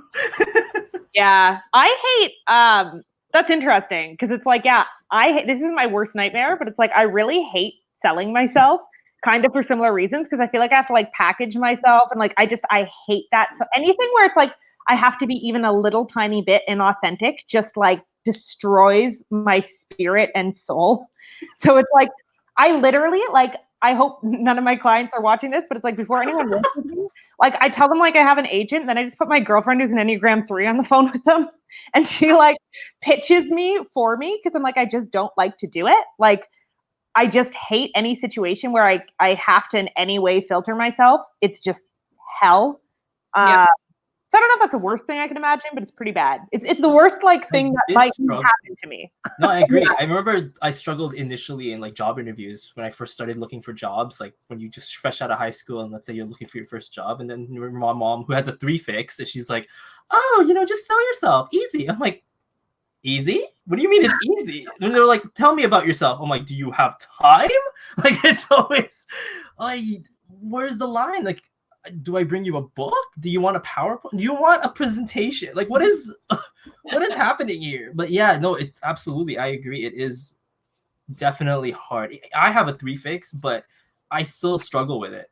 I don't think even if you have like that fix, I feel like it's still difficult regardless. Yeah, I have a 3 fix too. Like, yeah. And it's like, it feels like that should be easier. It's still no. Yeah. It's difficult for ENFPs to do things that are inauthentic, even a smidge. And it's also like the charging money aspect for some ENFPs. Like I was talking to Joel Marquardt, and he doesn't like he feels kind of like about charging like money for products. And so does my ENFP best friend. She's like, it's so hard to figure out how to price things because this like it's hard to ask for money because like her mentality is that like if I liked doing it, if I liked painting it for you, then that's like payment enough for me. Like you don't have to pay me, you can just have this painting. And so I've had to like go like help her with that. Like I am her agent. Like, you know, you have Heidi, you have your type 3 ISFP. I help her with promoting herself because she hates promoting herself. I struggle a lot with it's like anything. I can pump other people up to see the value in what they're offering and why it's totally legit that they're asking for that. But when it comes to myself, I think it comes to a real fear of I guess it could fall under imposter syndrome. It's a fear of disappointing people. Like I worry, did I sell it like I'm an STJ and you're going to get in and work with me and realize that's not what this is? So I leave a lot of opportunities open to like get to know me a little bit up front so that they know what they're getting into and that is what they're choosing to do. Probably because I'm just used to feeling like maybe my way is the way most people would want to choose to do this stuff. But, and I know it's valuable and I believe in it and I would do it. And because it's enjoyable, I think maybe, I don't know about you guys, but for me, somewhere along the way, I think sometimes we get the idea that if work is fun, then it's not work and you shouldn't get paid for it. Like it just, there's something that feels off about it. Like I was just used to that work didn't feel fun to me most of the time. So yeah, I think so then it's hard to put a price on that when you feel like I don't feel put out by doing it. So yeah, I absolutely agree. And something my ENFP also struggles with is like the concept of professionalism. It's like it's weird human-made concept that you have to be in a suit and tie and that you have to do things in like a proper way. And she's like, what's the meaning for that? Like it's kind of pointless. And I think it's an ENFP thing maybe because Joel Marquardt, he went to a convention before and he didn't have business cards, and so they asked for it and he didn't have it, and I was like, my best friend would do that too because like she doesn't really care about professionalism, but it's also like a construct made by human beings, so it's not something that comes naturally. Ooh. But on the topic of business cards, I just found out, have you guys heard of seed paper? Mm-hmm. You know, it's awesome. Yeah, you can make a business card made out of seed, like what's basically made out of seeds. You can plant it and you can get vegetables out of it. So be like, if you're done using my number, put it in the soil, put some water in it, and you'll get some veggies. And I'm like, that's a thing. It's a thing. Imagine marketing yourself as a green friendly person. Obviously, you'd give them seed paper. $1, I think it's like $1.40, like a card. That's like what, $55, you know, for 50 cards. Not like you're gonna use all of them. Here, plant, have a carrot. Like literally, just call it out. Have a carrot, have a flower, have something. That's such an example of that ENFP doing a twist. Like yeah, we're like, I'm not here for this corporate life. I got something up your sleeve. Well, Caitlin, like what you said before, I really, really resonated with, just along the lines of like, you want people to know what they're getting into, and then be like, if you see what I'm offering you and you like it, then I want you to have it. But like, I don't want to convince, and my publishing house used to get really mad at me with my books because I would not sell my books. Like people would be like, oh, you know, I'm not fully sold, like convince me. And I'd be like, I'm not going to, I don't think you should spend money on this if it's not going to help you. Like, yes. So it's like, I have issues with that, which I think are good issues to have. Like, I'm not trying to get away from those issues. It's just like, I have absolutely no desire to ever exchange work for money unless it's like I'll do it for clients, whatever. But it's like with my own stuff, it's like if I don't think this is actually going to really, really help someone, like I don't want to take their money. Like I'm very morally opposed to that, in fact. So it's like I'll never try to convince someone to work with me. Like I'm like, if you don't want to work with me, like I highly, highly recommend you do not. I totally understand. Like for me with doing coaching stuff, a lot of times you'll hear a lot of advice about sending tons of emails to market yourself. And I've told my husband, I was like, listen, I bet if I did that, I'd get a lot more money and a lot more clients, but I'm not willing to bother people in exchange to get their money. Like, I don't want to do that. I don't like, if I might annoy 1,000, but one will be my client, to me, that was not worth it. Like, I don't want to do it. But you know, everybody has mouths to feed and whatnot. So everyone should do what they need to do it. But it's hard for me to wrap my head around the weighing out what to do or not. Do you find that we get more effective at selling because we're not into that weird BS that we're being taught about it? Because I feel like with myself, since I've been in sales positions and they're always telling me like, do you like to oversell? And I say, no, I'm not an oversell. I don't want to lie to a client about something. And also, if I don't fully believe in the product I'm doing, I'm telling you, I don't fully believe in it. Like, I'm full on telling you that this is only going to last you maybe 2 hours, not 3. But if that's what you want, that's the price you get. So in a way, like, people actually, for me at least, were buying from me more than the guy trying really hard to sell so much, because I just give it to them real. I'm like, let me tell you something. If you get this, but you return it, you'll get this more. And that's the T. But if you try to like just do this, it's basically you're losing money, not me. I don't care about you. But this product could. You know, like I like word it in a way, because I can't, like you guys said, it's almost like a morally hurting thing to like go out there and be like, no, it's gonna help fix your world. I'm like, no, it's not. Let's be honest, it's not gonna fix your world. And it's like awkward to put emotional pressure on people. Because it's like manipulative almost. I was gonna say it's all about relationship too. So it's like, maybe today you'd make $15 more off this person, but they're really uncomfortable and never gonna come back. But if you just are real with them, maybe they come back for years and spend more and more money. So it's really, because the investment, right? You're looking at it as from the feely perspective. I mean, maybe that's why it makes us feelers. I don't know, because we're looking at it from that versus a person who might look at it as, well, it's just a paycheck. Yeah, like it's just a paycheck. And I'm like, well, the paycheck to me matters less. Like if I want that person to leave with a smile on their face, not because I lied to them. You know, your experience of enjoying life is way more important than how much money. Exactly. Yeah. But is that grade 6? I don't know. It's like probably grade 6 philosophy or something. Just like, we don't need no money. Like, not that. I think it's just like an intelligent person's philosophy. Like, even like right now, because I'm going through like a particularly douchey phase of my life, I'm reading the 4-Hour Workweek. And like Tim Harris, who I think is probably like or Ferris, whatever, an ENTP, he talks about like the goal isn't to make a bunch of money, it's to like live a happy life. So it's like, if you're just gunning for more and more money, but you don't actually know why you want it or what makes you happy, like you're just going to end up equally as unhappy. And I think that's something that like FI kind of naturally knows, but other people have to arrive at that conclusion. But it's like just being very aware of like, I'm really happy in these situations and really unhappy in these situations is something that ENFPs have kind of had to deal with young, because a lot of things that make other people happy don't make us happy. So we've had to learn to like, so true. That is so right. That like, is so fun? so right. And you're like, no, it's not that fun. Sorry. I mean, if it's okay, if it's fun for you, go ahead. But what normally appeals to other people, like the ENFP, sometimes like isn't that like appeal to their taste. It's I've noticed that too. Another thing I've noticed about ENFPs is that with the SI, I noticed that sometimes it can be kind of like it can be kind of like mundane and not that interesting. So sometimes I notice that ENFPs make assumptions about the S so they can get to the N quickly. I know this is really abstract and it might be hard to connect because I don't have an example right now. But it's like, for example, for this panel, I've noticed, so I've done a few panels so far, and I noticed that what was different from the ENFP group than the other groups is no one asked me how long the panel was going to be. And I realized that with ENFPs, because the sensory is so boring to them, they just assume the length so that they don't ask me.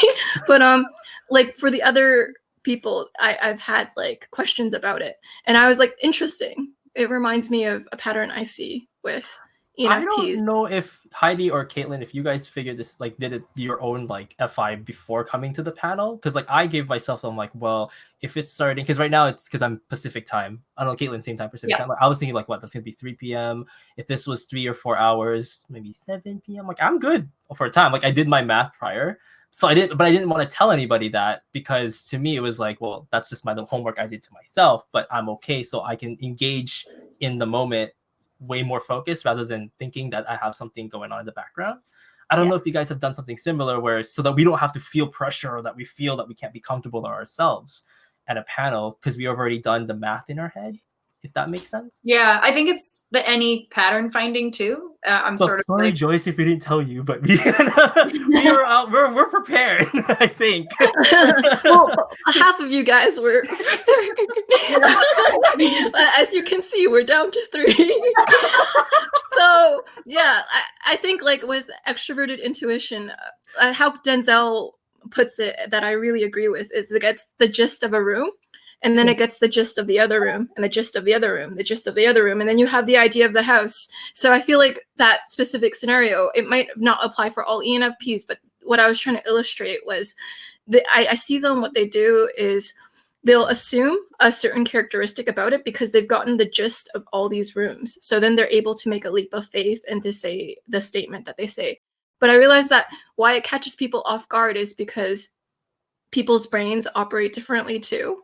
Because so the ENFP is good at getting the gist of really large concepts really quickly. And I realize that people, like the ENFP goes from 1 to 100 really quick because they're able to get the gist and size up the house really quick. But other people, their mind doesn't work like that because they don't have extroverted intuition. So they're stuck like that room. And then they're like, whoa, we're at the house now? Like, what is this? And then so a lot of people get startled, but it's not because the ENFP is doing anything weird in their point of view, because they naturally see the house like instantly after sizing up all the rooms. But other people are kind of stuck still understanding the room. Well, it's like, yeah, I think for people to have gotten to where we got, like to have the gist, they would have to have all the information before they felt confident enough to say, and half the time we are like talking out of our asses. So like that's worth acknowledging. But it's like a lot of the time we can say something where we're like, I understand enough to make this point, but other people wouldn't say that with the same degree of confidence we say it until they truly have all of that information. So they assume we have it. And it's like, we don't always have it, but we understand enough to kind of make some generalities about things. Do you find that like as the conversation goes is also part of how we take in the information also? So I may not know everything about the subject, but because we've opened that can now and we have that topic now, I'm also learning as we talk. So that kind of fits in the gaps that I didn't have when I didn't do, let's say, all the research prior to coming in. Like there are times when like I needed to interact with a person first in order to get more information. I wouldn't have if I don't know, like I just don't have I mean, just with myself, I don't really have the patience to sit and necessarily read everything. I would read the gist, but I'm also I need a human being to talk to because I need to have that back and forth so I can fill in the rest that I usually have because or the gaps that the holes in the information. I don't know if that's similar to you guys, like the interaction comes in handy. I find that when I'm talking about something like, I was discussing a big topic with somebody the other day where they were like, well, what's the proof of XYZ? And I said, I know that the conclusion is true because I've already researched this topic before in the past. But if you're looking for exact data and exact facts, I cannot give those to you right now, but I know that they exist because I know that that's how I came to my conclusion. So I have the overall conclusion in my head. Yeah. So I told somebody, let me come back to you and gather some resources and some data and facts that you're looking for if you don't want to take my word for the overall like end product. So that's kind of how it works for me. I'm so bad for being like, yeah, there's a study I read and people are like, oh, can you link the study? I'm like, I really cannot. Definitely internet, but I promise you I read it and it exists. That is so true. That's so true. Exactly. And I don't come to, like, I know that I analyze things so much that if I had come to that conclusion, there was a very good reason. And I did look at the data at the time, but I did not care to, like it's like learning history when you're a kid in school and it's all dates and names and facts. And it's like, I understand that this side did that and they did this and then this sort of happened. But if you're going to ask me what date they did it and who did it and whatever, I'm not going to be able to tell you that. But I know that that information exists and I can find it for you. But that's not what's up here. Yeah, it's like you have like an index, but like without any page numbers.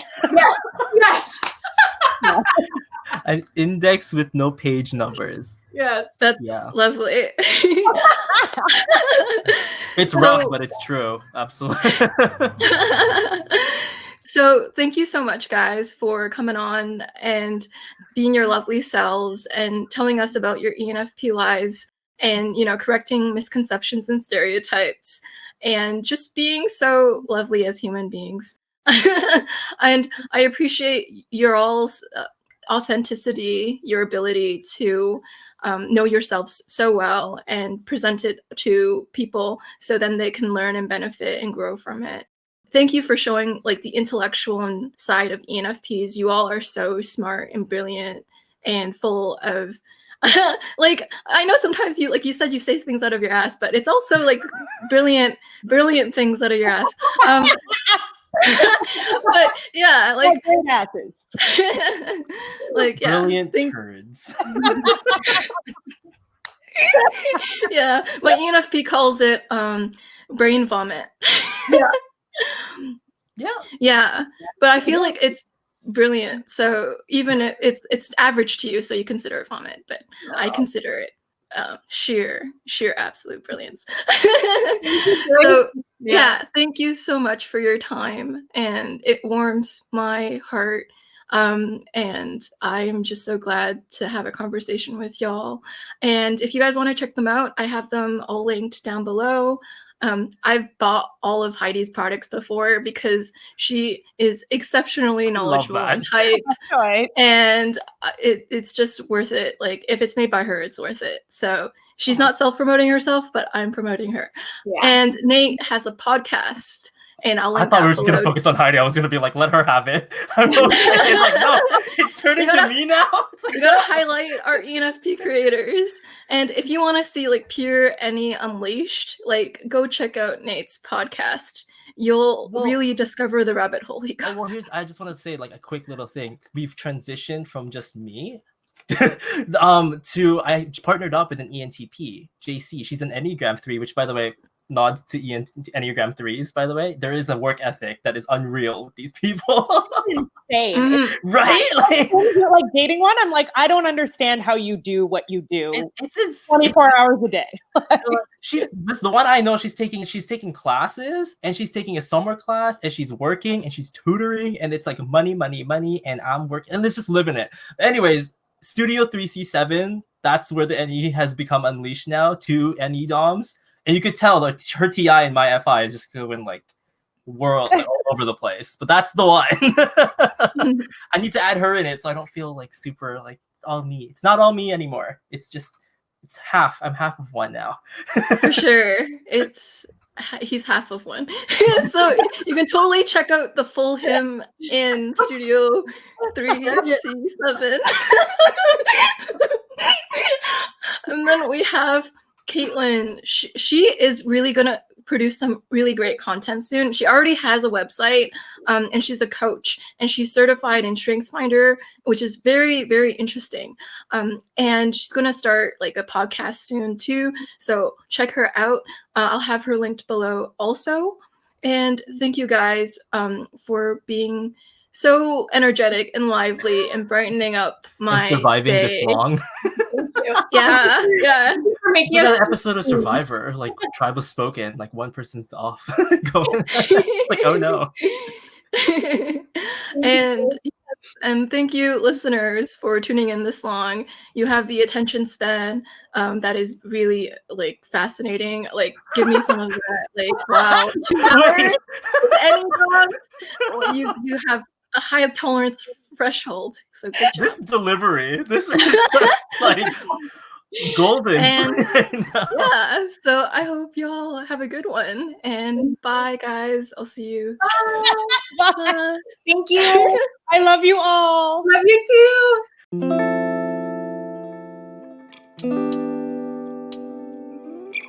too.